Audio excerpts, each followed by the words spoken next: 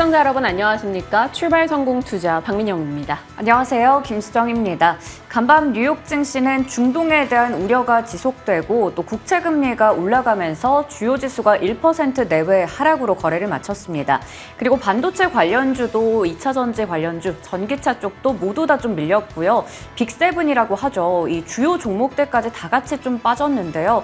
시간 외에서 테슬라 같은 경우에는 실적 발표를 했는데 이게 시장의 예상치를 미치진 못했습니다. 하지만 그렇게 심각하지는 않았다라는 평가가 나오면서 정규장에서 5% 밀렸던 부분을 어느 정도 지금 1% 정도 반등하며 돌리고 있는 중입니다. 오늘 이러한 내용들이 어떤 영향을 줄지 굉장히 중요할 것 같습니다. 소화할 내용이 많은데요. 소화 못하고 체하게 될지 아니면 좀 무난히 소화하고 지나갈 수 있을지 고민해 보겠습니다. 자, 어제 시장에 대한 이야기부터 들어가 보죠.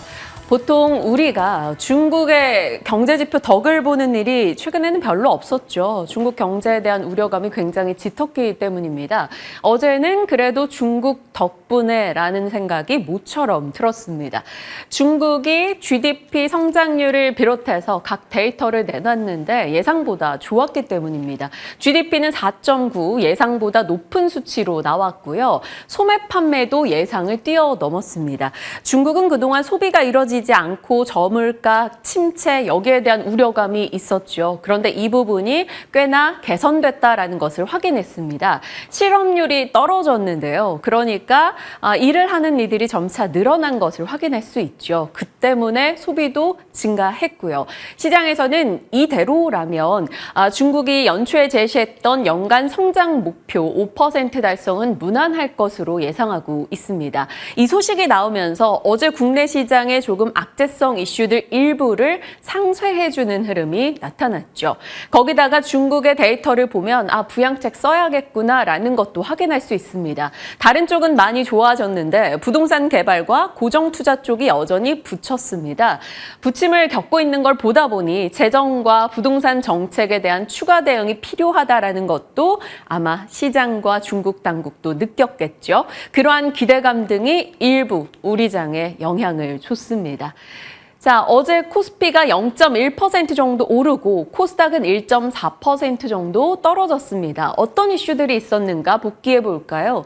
미국에서 소매 판매 데이터가 좋았습니다. 그것을 근거로 사실 본질적인 금리 상승의 이유는 따로 있지만 이 금리 상승이 나타났고요. 이것에 대한 부담감 시장이 느꼈죠. 거기에 병원 폭격 이슈로 인해서 중동 리스크가 조금 더 고조되는 느낌이 있었습니다. 거기에 중국에 대한 미국의 반도체 추가 수출 규제로 인해서 엔비디아가 급락했고요. 이런 영향이 장 초반에 심리를 꽉 눌렀었는데 장중에 나온 중국의 데이터가 비교적 괜찮아서 어느 정도 일부는 상쇄해줬습니다. 그리고 삼성전자가 상승해주면서 그래 메모리 반도체 영향은 그리 크지 않을 거야 라는 심리도 형성이 됐고요. 그리고 경기가 이렇게 좋다라는 것은 금리가 오르는 거 부담이긴 한데 경기 침체 안 오는 거 아니겠어? 나름의 희망 논리들이 많이 나왔습니다. 그래서 낙폭을 제한할 수 있었고 코스피는 상승으로 끝이 났죠. 어제 코스피는 상승 종목 수가 그래도 반절 정도 됐고요. 거래 대금을 회복하는 흐름. 그 가운데 큰 힘을 줬던 것은 삼성전자가 그래도 1%대 상승을 해줬다라는 게 되겠습니다. 자, 반면에 코스닥은요. 어제 좋지 않았어요. 거래 대금도 낮았고 상승 종목 비중도 26% 정도밖에 되지 않았습니다. 1.4% 밀린 것에 주범은 제약 바이오 종목들의 급락이 다소 뼈아팠습니다. 어제 섹터별로 보시면 삼성전자 괜찮았고요. 자동차 지수 흔들릴 때마다 여지없이 방어적 매력으로 조금 나타나죠. 어제는 도요타 공장의 일부 가동 중단 이슈까지 더해졌고 기아의 임단협 잠정 합의 혹은 실적 기대감이 맞물리면서 비교적 선전했습니다. 그리고 금리가 올라갈 때마다 금융, 보험에 대해서 배당 매력이라던가 혹은 고금리 수혜 이야기가 나오면서 올라가는 종목들이 속속 보이죠. 그 밖에는 이 중동 불안으로 인해서 전쟁 관련한 종목들 강세였고요. 자율주행 이슈도 어찌됐건 건 계속 나옵니다. 미국에서 소매 판매 데이터가 좋았었기 때문일까요? 의류 OEM 업체들도 어제는 좀 주가 강세 나타냈고요. 미중 갈등 이슈 속에 히토류도 괜찮았습니다. 자, 그럼 빠진 쪽 보시면 삼성전자는 버텼지만 엔비디아의 중국 수출 타격이 있고 그러면 엔비디아 밸류체인이야 당연 부담이 될 수 있다라고 볼 수 있겠죠. 그래서 반도체 소부장단에서는 꽤 많은 종목들이 내려가기도 했습니다. 자, 그리고 게임과 제약바이오, 대표적으로 금리에 대한 부담을 느끼는 성장 섹터입니다. 고금리에 대한 부담감을 어제 느꼈다라고 볼 수 있고요.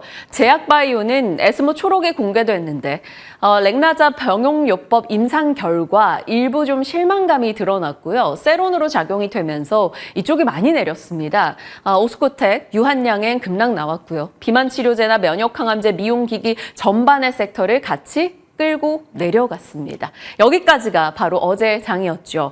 어제 장을 들여다보면서도 결국에는 금리가 중요하다라는 걸 느낍니다. 고금리는 결국 강달러를 유발하게 되는데 어제 올랐던 쪽을 보시면 금리 쪽에 강하거나 혹은 강달러에 강한 자동차 이런 쪽에 강세가 있었고요. 빠진 쪽은 고금리 부담을 느끼는 쪽들이었습니다. 결국 지금 시장의 키는 미국의 10년물 국채금리의 방향이구나라는 것을 다시 한번 느꼈죠. 글로벌 채권 금리의 벤치마크입니다. 미국의 10년물 국채 금리가 오늘 밤 사이에 무려 4.9까지 치고 올라갔습니다. 2년물, 10년물, 30년물 너나 할 것 없이 고점 기준으로 놓고 봤을 때 2007년 7월 이후 혹은 2006년 6월 이후 혹은 2007년 8월 이후 최고치를 기록했습니다. 고공행진을 벌이고 있다라는 건데요. 그러면 10월 5일에 저희가 국채금리가 왜 올라가는 걸까요? 라는 것을 정리했는데 그 부분을 한 번 더 짚어보도록 하죠. 그때 당시에 국채금리가 이렇게 치고 올라가는데 왜 오를까요? 여러 가지 이유들입니다. 이렇게 정리를 했습니다. 조금 보기 좋게 다듬은 내용은 있어요. 이 내용들을 보다 보면 결국에는 우리는 본질을 기억해야 되겠구나라는 생각이 듭니다. 과거에는 장기 국채금리가 올라가는 이유, 보통 경기 영향이었습니다. 경기가 좋아지고 경기가 강하다면 채권보다는 주식 쪽으로 자금이 이동하게 되고 그러면 채권의 가격은 떨어지고 장기 채권 금리는 올라가겠죠. 결국 경기가 좋다라는 것이 주된 상승의 요인이었고 어제 시장에서도 소매 판매에 따른 해석은 그렇게 나오기도 했습니다. 우리가 그래서 경제 지표들을 보는 이유기도 하고요. 그런데 지금 시장은 조금 다르다라는 시각이 많습니다. 일전에 국채금리가 급등할 때는 사실 이런 수급적인 요소들, 미국의 채권 트레이더 해지 이런 것도 좀 영향이 있었고요. 본질적인 문제로 들어가 본다면 결국 공급과 수요 논리가 되겠습니다. 미국은 국채 발행을 계속해서 늘리고 있습니다. 공급이 많아지고 있죠. 그런데 과거에 미국의 국채를 많이 사줬던 국가는 영국, 일본, 중국 등입니다. 경기 여력이 없어서 혹은 정치 외교적 이슈 때문에 그들은 미국의 국채를 과거처럼 사들이지 않고 있습니다. 자, 그럼 공급은 많아졌는데 사주는 주체, 큰 손들이 사라지고 있다. 결국에는 국채가 흔해지게 되고요. 국채 가격은 떨어지고 국채 금리는 올라가고 있는 거죠. 이게 단기적으로 해결되기 어렵다라는 목소리가 꽤 많이 나오고 있죠. 왜냐하면 바이든 정부에서 밀고 있는 모든 것들, IRA법, 인프라법, 반도체법, 이것들은 장기 프로젝트입니다. 돈이 굉장히 많이 들고요. 미국은 끊임없이 재정 적자를 충당하기 위해서 국채 발행을 해야 되는 입장인 거죠. 이러한 것 때문에 국채 금리가 과거 매크로 데이터 이상으로 올라가는 현상이 지금 나타나고 있습니다. 그것을 시장은 불안으로 받아들이고 있죠. 결국 중요한 것은 이런 부채 한도 협상 문제를 놓고 싸우고 있는 과정이 될 텐데 이 부분이 하나의 또 다른 변수가 될 수 있겠죠. 이것이 만약 원활하게 진행되지 않는다면 셧다운에 대한 우려감이 나올 겁니다. 피치 쪽에서 신용등급을 미국 강등했죠. 하지만 피치는 영향력이 일단 적으니까요. 시장은 무디스 측에서 따라 강등할 수 있다는 우려감을 갖고 있습니다. 그렇게 된다면 또 시장에 충격이 한 번 더 나올 여지가 있겠죠. 이런 것들을 의식해서일까요? JP모건은 주식 팔고 금 사라라고 어제 투자 서한을 주주들에게 보냈다라는 소식도 들려오고 있습니다. 국채금리의 상승 이유를 짚어봤고 그럼 국채금리가 올라가는 게 왜 무서운가를 들여다볼까요? 장단기 금리 역전 현상이 벌어진 지 꽤 됐습니다. 작년 7월부터니까 한 1년 반 정도 돼가는 느낌이죠. 과거에 장단기 국채금리가 역전되는 순간 이후에는 이 회색으로 표시되는 부분, 결국에는 경기 침체가 있었다라고 합니다. 앞서 우리가 2007년 고금리 그때 이후 최고 이런 식으로 정리를 했었죠. 그때 당시를 떠올려 보면 그리고 나서 역전된 이후 곧장 글로벌 금융위기를 만나기도 했습니다. 우리도 이제 국채금리가 역전되고 너무나 오랜 시간이 지났고 이런 경기 충격이 오지 않을까라는 불안감을 한켠에 내포하고 있는 거죠. 결국 신용위기에 대한 위험을 내포하고 있다라는 겁니다. 그것은 여러 가지를 불안을 자극하죠. 은행권의 불안을 자극하기도 하고요. 모기지 금리가 급등하면서 부동산 시장이 위축되는 현상도 나타납니다. 30년 만기 고정금리 모기지가 올라가면서 모기지 대출 신청자 수가 급감했다라는 소식도 들려오고 있죠. 자금 조달 비용이 올라가고 있습니다. 가게도 기업도 모두 다 힘들어지고 있죠. 이것은 결국 소비 여력을 줄어들게 할 것이고 결국 경제 충격 주지 않겠냐 이런 시각 등도 나오고 있는 겁니다. 잠재된 불안감이 깔려 있다라는 거죠. 자, 이렇게 국채금리가 고공행진을 벌이면서 주가는 떨어집니다. 금리가 올라가는데 주가가 계속 올라갈 수가 없죠. 그러다 보니 시장은 밤사이에도 흔들림을 보였습니다. 자, 그런 가운데 연준은 아직까지 뚜렷한 뭔가 액션 없이 지켜보자라는 시각을 계속적으로 내고 있네요. 그들이 바랬던 국채금리, 그러니까 기준금리 상승으로 인한 경기를 좀 눌러주는 것을 국채금리가 해줄 수 있을 거야 라며 지켜보고 있는 거겠죠. 크리스토퍼 월러 연준 이사는 연준의 금리 결정 전 경제 전개를 지켜보겠다. 경기가 강하고 인플레가 유지되면 장기금리가 올랐어도 추가 긴축을 하겠다라는 의지를 밤사이에 또 피력했습니다. 결국에는 물가가 더 중요하다, 물가를 잡아야 한다라는 것을 다시 한번 강조한 거고요. 뉴욕 연은 총재, 언제나 투표권을 갖고 있는 유일한 총재입니다. 존 윌리엄스, 승리 선언 쉽게 하지 않을 것이다. 2% 달성까지 제약적인 정책을 고수하겠다라며 그래도 약간 매파적인 발언도 조금 더 내놨습니다. 패드릭 카커도 지켜보자라는 입장이고요. 연준 인사들은 일단은 어떠한 액션 없이 블랙아웃 기간 전에는 계속적으로 했던 이야기를 반복하고 있습니다. 자, 전쟁 이슈도 짚어봐야겠죠. 어제 살폈던 내용, 결국에는 이스라엘의 병원 공격 관련한 이슈, 이스라엘 측은 적극적으로 부인을 했고 이슬라믹 지하드의 소행이다라고 이야기합니다. 그리고 밤사이 미국이 거기에 힘을 보태줬죠. 이스라엘 말고 다른 쪽의 공격 같다라고 언급하기도 했습니다. 하지만 중동 국가들에서는 심리적으로 지금 굉장히 분노해 있는 상태가 계속 유지되고 있습니다. 이란은 이스라엘을 제재하고 석유 판매를 금지해야 한다라며 좀 더 강경한 목소리를 내고 있고요. 헤즈볼라와 이스라엘의 갈등 또한 더 깊어지고 있어서 시장의 중동 변수는 어떻게 전개될지 지켜봐야겠습니다. 우선적으로는 바이든이 이스라엘을 방문했지만 특별한 성과를 내지 못했고 정상회담이 취소된 것 등을 봤을 때 바이든의 달래기는 실패한 것이 아니냐라는 지적이 많이 나오네요. 자, 그러다 보니까 다시 한번 쓰리고 위험이 도사립니다. 고물가, 고금리, 강달러 계속해서 반복되는 내용이죠. 물가 부담 있고 국채금리는 최악의 흐름, 너무나 높은 수준이 유지되고 있습니다. 매일 몇 년 만에 최고치 기록을 깨고 있는 지금이죠. 물론 오늘 장중에는 고점 대비 살짝 그래도 조금 더 내려오며 안정을 찾는 모습도 일부 있었는데 비인기였던 20년물 국채 입찰이 꽤나 좋았다라고 합니다. 입찰이 좋았다라는 것은 인기가 있다라는 것이고 결국 수요가 올라간다. 이런 논리가 해석되기 때문에 어느 정도 긍정적으로 작용이 됐을 수 있습니다만 시장에서는 그냥 일시적인 요소이다라고 평가하고 있습니다. 결국 국채금리는 높은 수준이 된다라는 거죠. 금리는 달러를 밀어 올립니다. 거기다가 안전자산에 대한 선택지로 달러를 선택하기도 하겠죠. 달러 인덱스 밤사이에 올랐고요.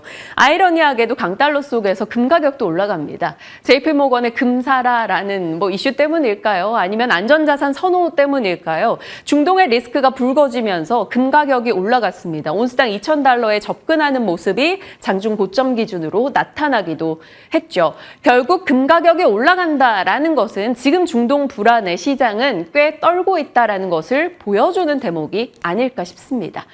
자, 이런 이슈 속에 뉴욕 증시는 3대 지수 모두 내렸습니다. 실적이 사실 뒷받침을 해줬었는데 오늘은 발표되는 실적들도 생각보다 좋지 못한 내용이 있었어요. 모건 스탠리 예상을 상회하는 실적을 내놨는데 경기 둔화되면서 투자 은행 부분의 이익이 크게 줄었다라고 하죠. 거기에 유나이티드 항공이 앞으로에 대한 이익이 좀 줄어들 수 있다라는 우려의 목소리를 내놨습니다. 실적에서 가이던스 이런 것들이 좀 부정적으로 나오다 보니까 조금 속절없이 내려가는 3대 지수였네요. 나스닥은 국채금리 급등에 민감하게 반응하면서 1.6% 낙폭을 키우기도 했습니다.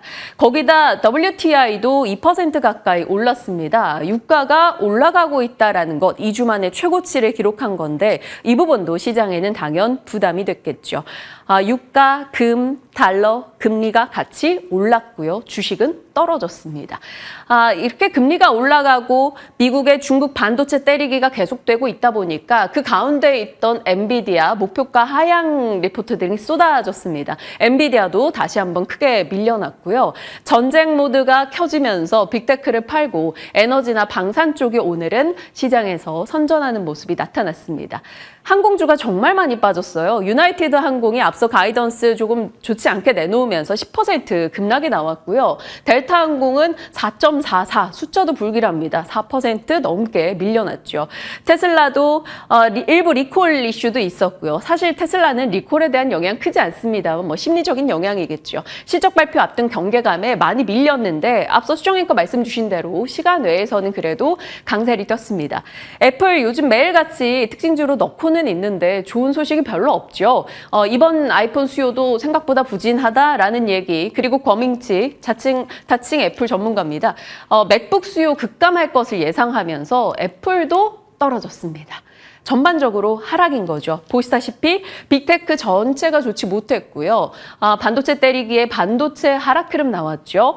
주요 금융사들 실적 괜찮았는데 모건 스탠리가 찬물을 확 끼얹습니다. 그리고 지역은행도 작년보다 우리 이익 줄었어 이런 목소리를 내놓으면서 은행권도 부진했죠.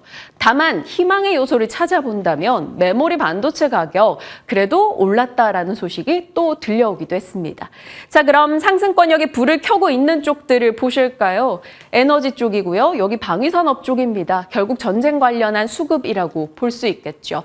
자, 바이든의 중동 달래기가 실패하면서 바이든의 정책에 유지하는 힘이 떨어질 수 있다라는 우려감, 그것도 좀 일부 작용이 됐습니다. 친환경 쪽이 오늘 다 밀려났어요.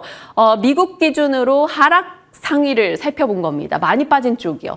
풍력이 제일 많이 밀렸고요. 2차 전지, 소재, 전기차, 태양광 다 하락 나왔습니다. 그리고 인프라법의 영향에 들어가는 건설 인프라, 전기 설비, 중장비, 철강도 떨어졌고요. 경기 우려감 반영해서일까요? 항공, 여행, 중동 불안이 반영된 거겠죠. 이쪽도 흔들림이 상당히 크게 나왔습니다. 오늘 우리 쪽에 영향을 줄 만한 내용들이야 당연히 반도체, 전기차 등이 될 것 같고요. 그래도 실적이 비교적 선전을 해줬습니다. 테슬라 실적 보시면 장중에 많이 밀렸죠. 예상보다 좋지 못한 내용들이 시간 외에서 실적 발표가 있었고요. 그나마 전체 생산량은 그래도 괜찮았다라는 평이 나오고 있습니다. 그리고 사이버트럭 11월 30일에 인도 예정이다라는 이슈도 있었고요. 어느 정도 실적이 주가 반영됐다고 판단을 한 것인지 아니면 사이버트럭 모멘텀 때문인 것인지 일단 실적 내놓자마자 테슬라는 2% 정도 시간 외에서 올랐어요. 그런데 갈수록 그 상승폭은 조금 줄어드는 것을 보고 방송에 들어왔습니다. 자, 넷플릭스가 예상 외입니다. 너무나 좋은 시세를 시간 외에서 기록하고 있네요. 보시다시피 모두 예상을 상회하는 실적 데이터를 내놨고요. 3분기 가입자 수 보시죠. 예상이 500만 명대였는데 800만 명대로 나왔습니다. 그리고 광고 요금제 가입자 수가 전 분기 대비 폭증했다라는 소식이 들려왔고요. 시간 외에서 12% 정도 강하게 치고 나갔습니다. 넷플릭스 관련 종목으로 떠올려 본다면 콘텐츠 쪽을 봐야 될까요? 오늘 잠시 후에 진만쌤과 전략 챙겨보도록 하겠습니다. 자, 체크포인트. 오늘 고금리 강달러를 시장이 어떻게 소화하는가, 그리고 테슬라와 넷플릭스의 실적에 따른 영향은 어떻게 진행되는가가 중요할 것 같고요. 전쟁 갈등이 고조되고 있습니다. 가스, 원료, 사료, 해운, 방위산업, 브롬, 드론 이쪽이 다 전쟁 관련 영향권인데 어제 앞에 가스, 원유, 사료는 시간 외에서 좀 하락이 일부 있었기 때문에 지켜보셔야 되겠고요. 어제 시간 외에서는 드론 관련주들이 굉장히 강했습니다. 미국 이라크 주둔 미군에 대한 드론 공격 요격 소식이 들려오면서 드론 관련주들이 시간의 시세를 거의 다 장악했다라고 볼 수 있겠죠.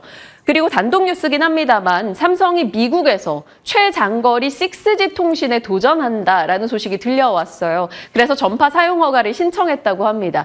5G도 제대로 안 되는데 무슨 6G야? 이렇게 얘기하시는 분들 많긴 합니다만 이쪽으로의 방향과 투자와는 또 지금 현실에 우리 생활과는 좀 달리 봐야겠죠. 관련해서 6G 통신 쪽에 오늘장에 관심 받을 여지가 생긴다면 이런 쪽에 관련주 정리를 해뒀습니다. 자율주행 뉴스는 끊임없이 나오네요. 어제 모빌리티 혁신법 시행 이슈가 그나마 이 종목들을 버티게 해줬는데 폭스콘, 엔비디아가 자율주행 전기차를 위한 AI 공장 설립한다 이런 얘기도 들려옵니다. 그리고 로봇 쪽은 사실 성장주이기 때문에 금리 부담을 느낄 수 있고 언제든 변동이 좀 커질 수는 있는데 뉴스는 계속 나옵니다. 삼성전기가 10년 뒤에 휴머노이드 시대 온다라고 밝혔고 이재용 회장 취임 1주년이 10월 25일이라고 합니다. 그러면 나와서 누군가를 얘기할 때 뉴 삼성에 대한 비전을 공개하지 않겠냐. 그러면 결국 로봇은 빠질 수 없다. 이런 논리 등도 형성되고 있습니다. 염두에 두시면서 체크 정도 하시죠. 자, 일정입니다. 이제 또 주 후반으로 오네요. 오늘은 한국은행 금융통화위원회 중요하겠죠. 그리고 TSMC 실적 체크가 필요합니다. 이제 곧 연준 블랙아웃 기간에 들어갑니다. 그 전에 파월 연준 의장의 발언 자리 있으니까요. 이 부분 점검하시고요. 빅테크 업체들의 실적은 추후에 계속 정리해 가도록 하겠습니다. 자, 시장에 대한 이야기 좀 더 자세히 들어가 볼게요. 어제장에 많은 분들이 제일 궁금했던 건 결국 이 제약바이오의 흔들림이었던 것 같아요. 네, 앞서 시장 얘기해 주시면서 코스닥 지수에게 이제 가장 부담이 됐던 게 제약바이오 업종의 하락이다라는 얘기 주셨는데요. 대부분의 종목들이 좀 밀렸습니다. 체크해 보도록 하겠습니다. 저희가 브리핑 통해서 10월 10일에 10월에는 바이오를 바이오 이런 내용을 좀 전해드린 적이 있었는데요. 왜냐하면 증권가에서 이쪽을 좀 보자라는 이야기를 했습니다. 하반기에는 확실히 실적에 대한 기대감이 있거나 여러 가지 신약이라던가 이벤트들을 앞두고 있는 기업들 위주로 보자라는 이야기를 내놨었는데요. 내용들 간단하게 짚어본다면 에스모 2023과 함께 4분기에 이제 성수기에 진입했다라는 이야기가 나왔습니다. 하반기에 가장 주목할 이벤트가 있기 때문에 시장의 관심에서 다소 소외가 되어 있었던 제약 바이오를 주목하자라는 얘기를 했었고요. 확실히 이쪽에 대한 투자 매력도가 재부각되고 있기 때문에 여기서도 이제 유한 양행이나 오스코텍, ST팜, 삼성 바이오로직스를 체크해보자라는 게 증권가의 시각이었습니다. 그리고 이제 에스모가 어느덧 하루 정도를 남겨놓고 있는 상황이죠. 오는 20일부터 24일까지 스페인에서 개최가 되고요. 유럽 종양학회다라는 부분 체크하면 되겠습니다. 국내에서는 10여 개 기업들이 참가를 해서 여기서 이제 다양한 항암의 신약 데이터를 발표할 예정이고요. 이 참가 기업과 함께 내용들은 한번 체크해 보시면 좋을 것 같습니다. 여기까지가 10월 10일에 전해드렸던 내용입니다. 그리고 이 중에서 가장 우리가 주목해야 하는 기업이 바로 유한양행이었습니다.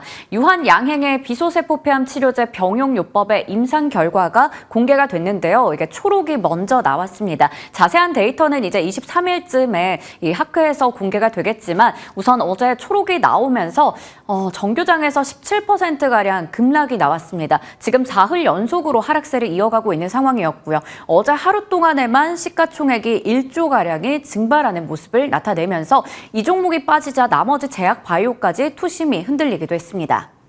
먼저 내용을 좀 체크를 해보면 이 유한양행의 폐암 신약인 랭라자 그리고 얀센의 리브리란트의 병용 투여법을 우리가 마리포사라고 하잖아요. 이 마리포사가 그 아스트라제네카의 타그리소 단독요법보다 우수하게 나왔습니다. 임상의 결과를 한마디로 평가한다면 굉장히 긍정적이었다라고 볼 수가 있겠죠. 하지만 여기서 무진행 생존 기간이 시장의 기대치가 최대 30개월 정도였는데 여기에 이제 못 미쳤다라는 평가가 나오면서 시장 시장에서 굉장히 반응이 엇갈렸습니다.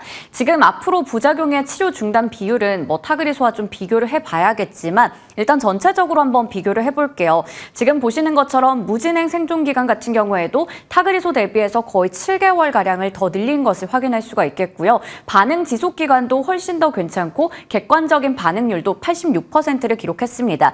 이렇게 수치상으로 봤을 때도 임상 결과는 굉장히 긍정적이었다라고 체크를 해볼 수가 있겠고요. 얀센에서는 이제 연내 미국과 유럽에 허가 신청을 할 예정이다라는 소식도 전하기도 했습니다. 그렇다면 사측의 입장은 어떨까요? 유한양행에서는 우리가 기존에 목표했던 게 타그리소 단독보다 더 나은 결과를 도출하는 것이었기 때문에 이를 목표로 했던 임상 결과 굉장히 긍정적이었다라는 얘기를 내놨습니다. 그리고 시장의 반응하고는 조금 다르게 비소세포 폐암 치료의 새로운 표준 여법으로 자리할 수 있다라는 기대감도 여전히 유효하다라는 얘기를 밝혔습니다. 그리고 더 구체적이고 자세한 데이터들은 곧 발표할 예정이다라는 이야기를 전했습니다. 자, 그러면 앞서 시장의 반응이 엇갈렸고 결과론적으로는 어제 17%가량의 주가 급락으로 이어졌었는데 증권가에서는 이를 어떻게 보고 있는지 체크해 보겠습니다. 삼성증권과 DS투자증권에서 지금 이 결과가 나오고 나서 리포트가 나왔고요. 유진투자증권은 17일, 그러니까 하루 전에 리포트가 나왔는데요. 먼저 삼성증권에서는 일단 확실히 타그리소 단독보다는 좀 개선되어 있는 그런 좀 우위를 한 번 더 확인했다라는 얘기를 했고요. 전체 생존율의 트렌드도 긍정적이다라는 부분을 짚었습니다. 그런데 추가적인 부작용에 대한 발생 비율이라던가 OS 데이터는 앞으로 좀 확인할 필요가 있겠다라는 얘기를 했고요. 일단은 임상 결과가 공개가 됐기 때문에 향후에 우리가 중요하게 체크해 봐야 할 모멘텀은 미국과 유럽 규제기관이 언제 이제 승인을 할 것인지 그 시점, 그리고 보험급여의 여부가 될 것이다라는 얘기를 했습니다. 이번 임상 결과에 대해서 실망스럽다라는 이야기들이 나오긴 했지만 결과적으로 봤을 때 레이저 티닙의 상업적 가치는 바뀐 게 없다라는 얘기를 하면서 목표 주가 9만 원을 유지했습니다.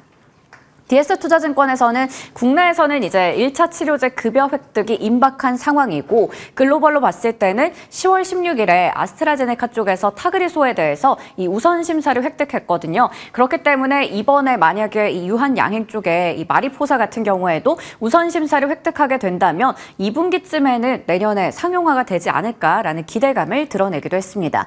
그리고 무엇보다 중요한 건 이 MPFS 개선도를 보자라는 얘기를 하면서 목표 주가를 85,000원으로 잡았습니다. 그리고 마지막으로 유진투자증권이 될 텐데요. 앞서 우리가 봤듯이 그 MPFS의 수치가 조금 우리 기대보다는 못 미쳤다라는 얘기가 나왔었는데 그것보다는 확실히 타그리소보다 더 나은 그 개선폭이 중요하다라는 얘기를 했습니다. 그러니까 한 7개월 정도 더 우세하다라는 부분을 체크해 봤잖아요. 그 개선폭을 주시하자라는 얘기를 했고요. 목표 주가는 지금 증권가에서 내놓고 있는 유한양행에 대한 목표 주가 중에 가장 높은 수준인 15만 원을 유지했습니다. 네, 그런데 이렇게 유한양행이 밀린 뿐만 아니라 나머지 바이오 쪽도 다 같이 밀렸다라는 부분 얘기 드렸는데요. 바이오 관련주들에 대한 기대감이 벌써 꺾인 걸까요? 찬바람이 쌩쌩 불고 있는 최근입니다. 전체 176개 기업 중에서 141개 기업이 하락했고요. 이 중에서 21개가 상승했고 14개가 보합으로 마감하는 등 제약 업종이 3%가량 밀리면서 코스닥 지수 전체에 좀 부담이 됐습니다. 미국에서는 노보노디스크, 일라이릴리 같은 비만 신약 관련된 모멘텀을 가지고 있는 종목들은 계속 잘 가는데 이들과는 너무나 대조되는 모습을 나타내고 있습니다. 한국의 제약 바이오 업종은 최근에 나흘 연속, 4흘 연속으로 하락세를 지속하고 있기도 하고요. 그리고 유한양행이나 오스코텍 같은 종목 어제 크게 밀렸습니다. 오스코텍은 어제 장중에는 최저가를 기록하기도 했죠. 하한가를 기록하기도 했었고요. 그런데 일단 20% 정도에서 마감을 지었고 무엇보다 지금 GI 이노베이션 같이 기술 수출에 대한 이제 재료가 나왔던 기업들도 14%가량 밀리는 등 이 기대감이 많이 꺾이는 모습들이 확인되고 있습니다. 나머지 종목들도 대부분 빠졌다라는 부분이 체크가 되고 있고요. DS투자증권에서는 이러한 얘기를 내놓고 있습니다. 지금 워낙에 고금리라던가 고환율의 상황이 내년 상반기까지 계속해서 이어질 것으로 보이기 때문에 국내 바이오텍들은 당분간 계속해서 어려운 시기를 보낼 것이다라는 얘기를 내놓고 있습니다. 그렇기 때문에 여기서도 우리가 실적에 대한 기대감을 갖고 가는 종목들을 주목해보자라고 하고 있는데요. 그렇다면 내년에 실적이 유망한 바이오 쪽은 어느 쪽이 될까요? DS투자증권의 리포트를 좀 참고해봤습니다. SK바이오팜, HK이노엔 그리고 유한양행까지 얘기를 했는데요. 내용들은 좀 참고해보시면 좋을 것 같고요. 이외에도 녹십자나 휴온스 같은 쪽이 내년에 실적에 대한 기대감을 가져가고 있는 상황입니다. 에스모 2023 이제 코앞에 다가왔습니다. 여기서 우리가 바이오 쪽에 대해서 어떻게 대응을 하면 좋을지 오늘 전략 자세하게 세워보겠습니다. 네. 많은 분들이 가장 궁금해하는 섹터일 겁니다. 제약 바이오에 대해서 전략 챙겨가도록 하죠. 지금부터 함께 하시죠.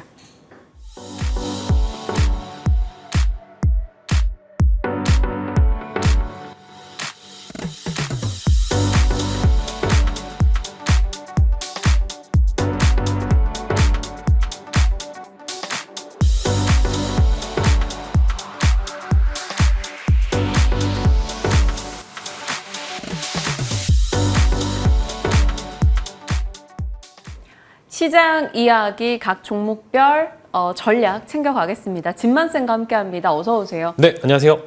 목요일 출연 날짜 바꾸고 싶으시죠?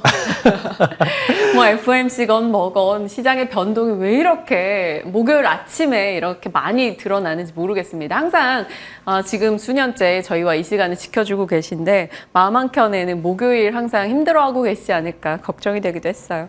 자, 미국의 국채금리가 또 16년 만에 최고치 고공행진을 벌이고 있습니다. 그리고 중동 불안이 왔다 갔다 하긴 합니다만 일단은 바이든의 달래기 실패 쪽에 무게가 실리고 있어서 좀 리스크가 가중되고 있는데 시장 설정, 방향 설정부터 해주시죠. 네, 일단 금리 이야기를 좀 할 수밖에 없을 것 같습니다. 사실 이제 간단하게 나오는 경제 논리로 이제 설명을 드리게 되면은 결국에 이제 또 미국이 돈을 쓸 때가 생겼습니다. 그럼 그 돈을 마련을 하려면은 이제 국채를 발행을 해서 그 국채로 충당을 해야 되는데 이미 이제 러시아 우크라이나 전쟁으로 인해서 많은 이제 국채를 발행한 이제 이력이 있는 바이든 대통령이 또 이제 이스라엘 쪽에다 지원을 하려면은 국채를 찍어낼 수밖에 없고 당연히 국채 금리가 반등할 수밖에 없다라는 그런 사실 여러분들이 좀 알아두시면 좋을 것 같고 다만 좀 반대로 놓고 이제 봐야 될 것 같은데 이제 국채 금리의 상승과 그다음에 나스닥 같은 경우에 나스닥의 이제 주가와 이제 조금씩 이제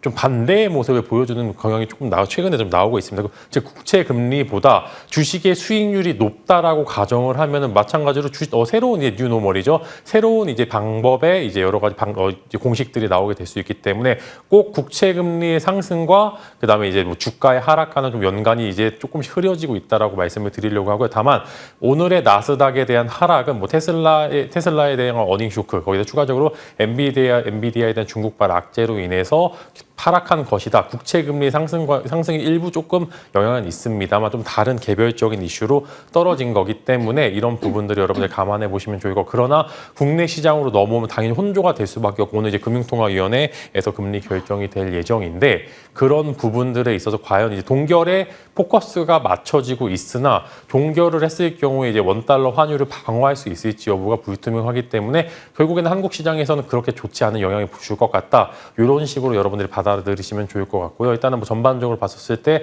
하락의 무게를 두고서 시작을 해야 되나 이제 원달러 환율이 과연 이제 한국은행에서 방어를 해줄지 어쩔지 여부에 따라서 충분히 장중에 반등도 가능할 것으로 생각이 되기 때문에 이런 부분들 여러 가지 상황을 고려를 하되 일단은 리스크 관리는 충분히 해야 되지만 그럼에도 현재 구간에서는 그렇게 너무 쪼일 필요는 없다라는 그런 생각이 드는 게 일단 반도체 쪽 실적이 굉장히 좀 이제 다음 이제 내년도 실적이 좋아질 것으로 전망하는 부분들도 있고 생각보다 삼성전자 하이닉스의 방어력이 꽤나 좋다라는 점, 외국인들 매수세 계속 나오고 있다라는 점이 그래도 하단분에 있는 여러 가지 낙수 효과를 기대해 볼 만하다.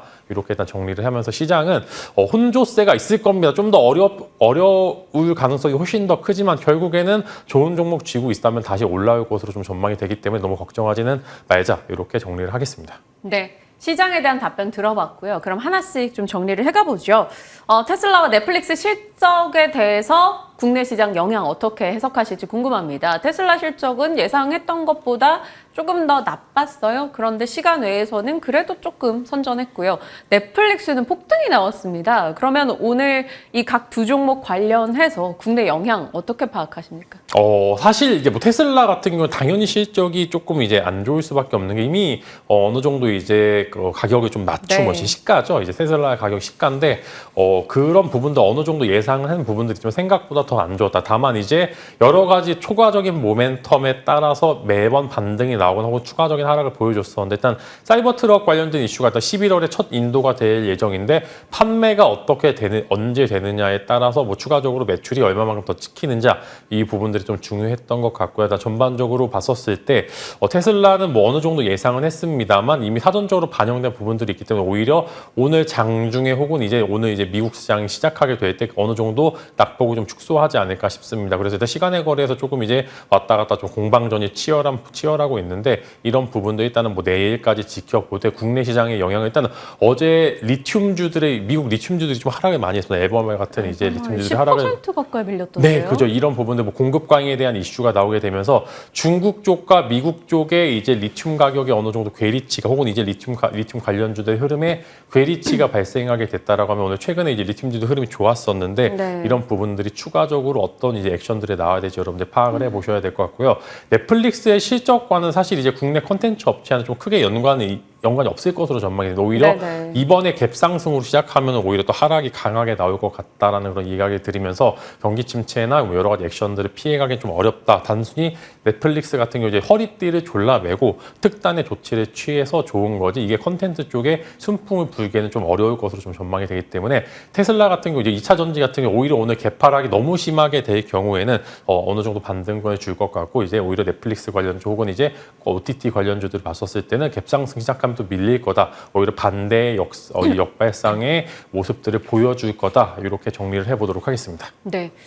콘텐츠 쪽은 언제쯤 벼뜰까요? 정말 너무 오래 부침을 겪고 있는데 이쪽이 좀 나아지는 순간이 오면 그때 꼭 진만쌤이 종목으로 얘기해 주셨으면 좋겠습니다. 일단 오늘 넷플릭스로 인한 기대치는 좀 낮춰보자 의견 주셨고 테슬라 관련해서는 2차 전지 쪽 뭐 충격이 크게 나온다면 오히려 후반부는 조금 더 나아질 수 있다라는 점 좀 역발상의 투자 얘기해 주셨습니다.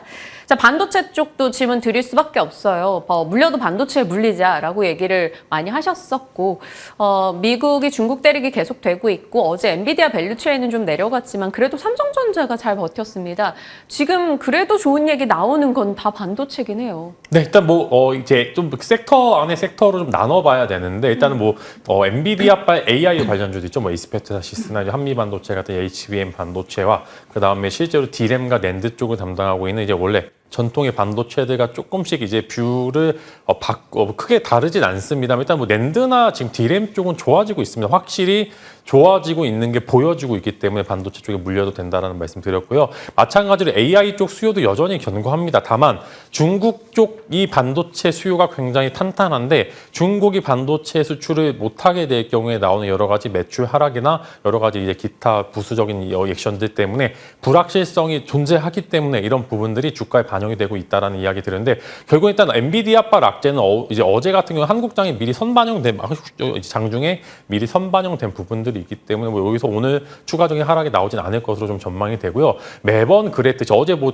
다른 시선도 있습니다. 엔비디아가 결국에는 또 이제 대중국 수출 관련해서 오히려 저가의 저성능의 칩을 또 만들어서 재고 이제 기존에 있었던 여러 가지 재고를 다시 처분하는 그런 이제 긍정적인 시그널도 보인다라는 그런 이야기. 결국에는 중국은 엔비디아가 어떤 칩을 만들고 저가 칩을 만드는데 그 저가 칩도 비싸게 주고 살 수밖에 없는 상황이 될 것이다. 이런 이야기도 많이 나오고 있기 때문에 저도 이런 부분들이 어느 정도 동의를 하기 때문에 결국엔 엔비디아는 해결을 할 것이기 때문에 AI 수요 결국에 폭증하는 부분들을 막을 수는 없다라는 이야기와 함께 AI 관련주 어제 이스페타시스 많이 밀렸는데 결국에는 또 오늘 어느 정도 반등을 줄 것으로 전망이 됩니다. 그래서 관련주 들고 계신 분들께서는 오히려 오늘 어느 정도 반등이 나왔을 때 그때 한번 이제 조금 더 악재가 소멸된 거네라고 하시고 비중을 조금 더 늘려도 된다는 코멘트 드릴 것 같고요. 전반적으로 반도체 같은 거 어제 이제 랩리서치 또 실적 발표했는데 또 좋았는데 적당히 좋았는데 결국에는 결국에는 대중국 관련 중국 매출에 대한 불확실성 때문에 밀렸습니다. 그래서 이런 부분들 분명히 이제 만약에 이제 좀 심화가 어제 한국장 같은 경우 이제 뭐 중고 장비 관련 혹은 이제 미국 중국 이제 반도체 전쟁 났을 때 오르는 중고 장비주들이 많이 올랐는데 이런 부분들에 있어서 어느 정도 많이 선반영된 부분들이 있기 때문에 오늘은 그래도 뭐 크게 나쁘지는 않을 것 같다는 그런 말씀을 드리도록 하겠습니다. 네, 반도체 쪽에 대해서 얘기해 주셨습니다. 전략 참고하시고요. 이제 중요한 또 제약바이오 쪽 가겠습니다. 어제 유한양행, 오스코텍 이쪽이 굉장히 큰 이슈가 됐습니다. 렉나자 관련해서 이제 초록 공개 나오고 임상 결과 공개했는데 괜찮았는데 약간 뭐 기대가 너무 높았던 거 아닌가 싶어요. 기대치보다 조금 못 미쳤다라는 얘기도 있고 세론뉴스로도 작용이 됐습니다. 이쪽의 급락 어떻게 보십니까? 네, 자, 순수하게 데이터 수치로 봤었을 때는 나쁘지 않았습니다. 네. 임상이 뭐 생각보다 훨씬 더 이제 잘 나왔다는 이야기들인데 단순히 이제 뭐 여러 가지 이야기들이 뭐 많이 나오고 있습니다. 원래 초록 공개는 이제 병행 관련된 렉나자 이제 병행 관련된 이제 임상 공개가 먼저 이제 메인이기 때문에 이런 부분들에서 뭐 당연히 단독 데이터 같은 경우에 다른 이제 23일 날 발표할 예정이라고 하니까 관련해서 참고해 보시면 좋을 것 같고요. 다만 수급 상황 혹은 이제 공매도 관련된 이슈에 있어서 자유롭지 못했다는 점이 지금 유한양행과 오스코텍이 갖고 있는 약점이었던 것 같습니다. 최근에 보시면은 이제 유한양이 유난히 신용잔고가 한 5거래, 6거래 엄청나게 급증을 하는 모습들을 보여주었고요. 마찬가지로 공매도 잔고도 이에 맞춰서 많이 올라왔습니다. 근데 어제 공매도 거래량 보면은 대차 잔고나 여러 가지 액션들을 봤었을 때 이거 어제 공매도 분명히 없다라고 이야기할 수 없다. 거기에 추가적으로 이제 외국계 이제 창구의 공매도 거기에 추가적으로 이제 국내 기관들에 있었던 이제 세론 뉴스로 작용되는 차익 실현 매물이 강하게 출회를 하면서 결국에는 매도가 매도를 부르는 그런 이제 액션들이 보여주었다라는 거 이제 말씀을 드리려고 하는데 결국에는 임상 데이터 수치에 대해서는 훨씬 더 좋고 이런 데이터가 정말 안 좋다라고 하면 이런 세론 뉴스가 납득이 된다라고 생각하지만 결국에 매번 나왔던 이제 데이터 공개 후 이제 세론 뉴스는 뭐 공식을 피할 수 없었다라고 말씀을 드리는데 결국에 23일 날 이제 또 별도로 이제 데이터 수치 공개가 예정이 되어 있기 때문에 분명히 이제 반대 매매는 나올 수밖에 없습니다. 최근에 많이 늘었던 신용 잔고 때문에 오늘 내일 이렇게 3일 정도까지 해서 어느 정도 반대 매매가 마무리가 된다라고 하면 또 바닥 찍고 또 23일 날 일정 맞춰서 반등이 나올 것으로 전망이 되고 있기 때문에 어디서 비중을 잘 늘리는지가 중요합니다. 냉정하게 말씀드리면 지금 일단은 결국에 세론 뉴스로 작용을 했고 이제 가치가 변한 건 없기 때문에 적정 구간에서 강한 반등이 줄 것이다 이렇게 말씀을 드리면서 너무 걱정하지 말자 이렇게 말씀을 드리도록 하겠습니다. 네, 좋습니다. 대응이 참 중요하네요. 자, 진만스픽으로 가겠습니다. 진만스픽은 안 그래도 궁금했던 부분입니다. 자율주행. 어제도 뉴스가 있었고 매일 하루에 하나쯤은 자율주행 관련한 뉴스들이 나오는데요.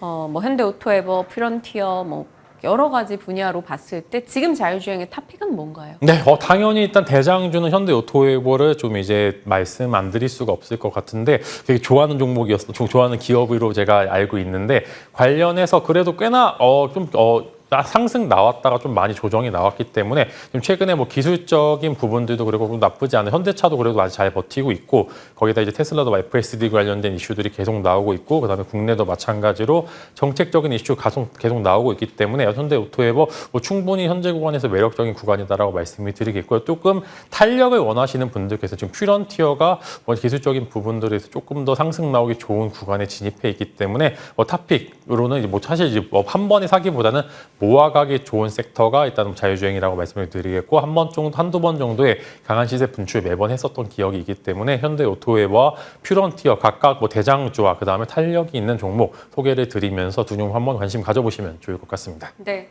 앞서 저희가 이제 방송 직전에 자막을 넘기고 들어오던 시간까지는 일단 테슬라가 한 1% 정도 상승이었는데 지금 3.8% 밀리는 거 보고 있습니다. 오늘 앞서 말씀해 주신 대로 이로 인한 변동 조금 예상이 되는데 잘 대응하시길 바랍니다.